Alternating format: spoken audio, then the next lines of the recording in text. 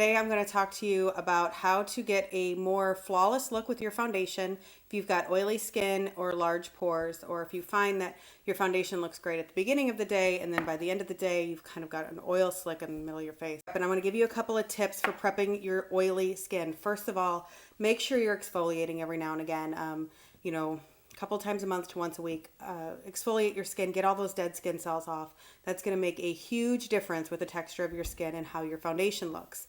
Secondly, make sure you're using a moisturizer. We tend to think we need to use oil-free and completely dry out our skin when it's oily in order to combat oil. And what that actually is doing is your skin gets mad and creates more oil throughout the day. It's really important that you're using a moisturizer that's going to provide moisture and help control the oil and not make your skin go into complete dehydration mode and overproduce oil. I have a few recommendations for skincare for oily skin. We've got a great moisturizer through LimeLight called Calm Balm that's specifically formulated for oily skin, and then we've got a few others. So if you need some recommendations for your oily skin, please reach out to me and we'll go over that personally for you so you get a personal recommendation. A few tools. I have my Blenderful sponge, similar to a beauty blender, a stippling brush, and a really small buffer brush. And we're going to start with a primer. I'm using the First Base Makeup Primer from LimeLight. The Oil Control Primer from Skindinavia works really good too. This is going to prep your skin, balance the pH, and begin the process of kind of giving you that nice smooth surface and smaller pores. You can see I'm going to get nice and close. I don't have huge pores, but hopefully you can see I've got some areas here where my pores are a little bit bigger, and my pores are certainly noticeable. I'm going to just scrape this out of my palette and put it onto the back of my hand like this. I just like to warm it up. It's what works for me. And we're going to start applying that into the skin. This makeup is LimeLight's RCMA foundation. And this color is going to help tone out some of this redness on me. So we're going to buff this product into the skin. What this is going to do is kind of push the product into the pores. And that may sound really scary to you if you have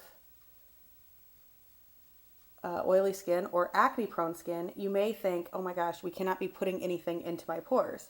Well, let me assure you that RCMA foundation is excellent for acne prone skin and oily skin. It also has large enough molecules, it's not going to clog the pore to the point of getting it, causing a breakout.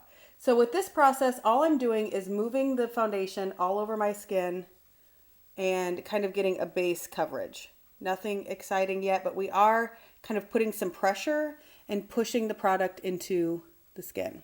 Now we're going to go into this buffer brush and put a little bit, and wherever my pores are largest, we're really going to work that into the skin with this little buffer brush. This may be a tedious process if you have to apply foundation in this way, but let me tell you, if you've got oily skin or are tired of combating oily skin, these tips are really going to help. So we're putting pressure with this process and really pushing and buffing the product in. This brush works because it's very dense and the bristles are really stiff. So I'm going to stop talking and keep doing this while you watch on a little bit of a sped up video.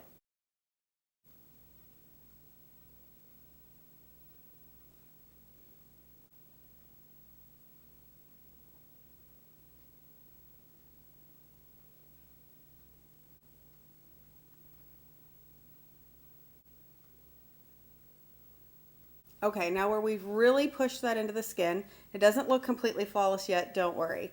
So we're going to go back to our buffer brush and buff the edges. As you could tell in the video, I mostly just applied that foundation where my pores were largest with that little tiny buffer brush. So we're just going to go all over and make sure we've got even coverage how I want it. Cover up all these imperfections.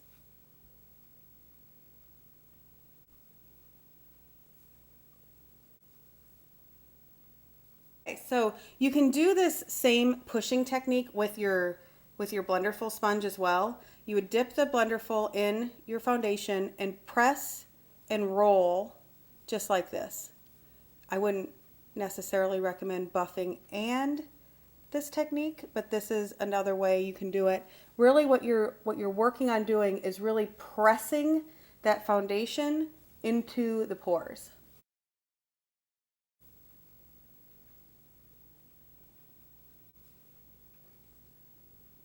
So again, you don't have to do both techniques. You don't have to do both this little guy and this little guy, or even this one, but these are 3 different ways that you can work on really pressing that foundation into the skin.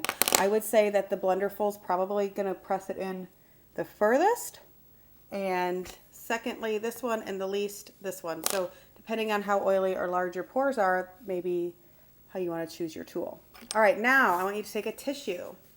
Once you get it all on exactly how you want it, grab a tissue, and what you're going to do is blot and press the foundation even further. What this is going to do is it's going to, see, it's not removing the makeup, but it's going to grab some of the excess oil that's in the foundation. You can do this with any foundation. And it's going to absorb that out. But you can see it's not picking up the pigment.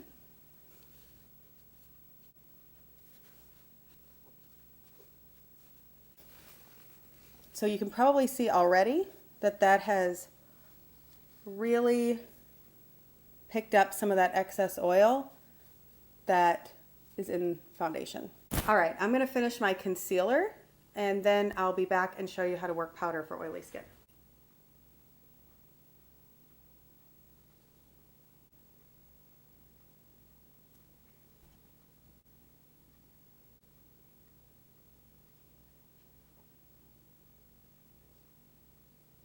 All right, so now I've got my foundation and concealer applied, and I'm just going to go over a couple of areas again with the tissue and make sure that all the excess oil is good and absorbed. This is probably my #1 trick for oily skin. Now, your beauty blender, before you use it, I got it damp, and then I dampened it, and then I squeezed it out into a towel to make sure it's barely damp. You don't want it wet or it's going to dilute your foundation. Now you're going to go ahead and set it with this barely damp beauty blender. So you're going to use your setting powder here, and I'm going to put that into the beauty blender, and we're going to do the same press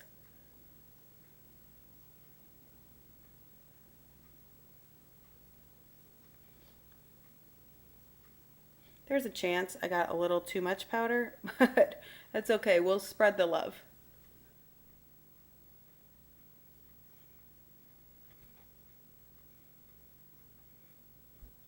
All right, let's see if we can get a good read on this side. You can see my pores are nearly invisible. Nice smooth surface, yet it still looks like skin. I think it's important to make sure that you're doing this press motion first where your pores are largest, and then kind of spread it everywhere else.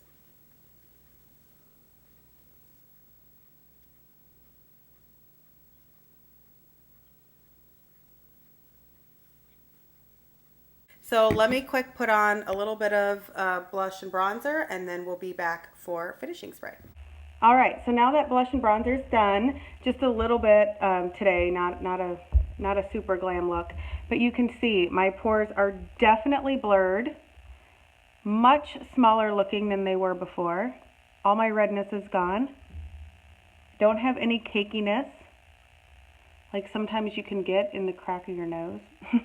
So I don't really have any of that, and my skin feels really, really good and like it's not going to be oily. Let's finish it off with some 10 Years Younger setting spray. and let that absorb. And for those of you, this setting spray kind of takes that powder look away, kind of gives you a little bit of glow. Some people like to make sure that they don't get oily through the T-zone, so then take just a little bit of pressed powder and set through your T-zone right after your setting spray. Okay, so that's it. The oily skin techniques, all of them that I know and use to make oily skin, foundation on oily skin last longer. That's all the tricks I know.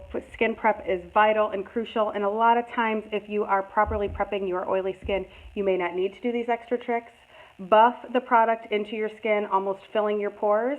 That's going to help to minimize the size of your pores and help with oil production. Use a tissue. Make sure it's not like a lotion tissue or anything, just a cheap tissue to blot excess oil from your foundation before you set it. And primer and finishing spray are a must. And then try using this Blenderful sponge damp to press your finishing powder into your pores.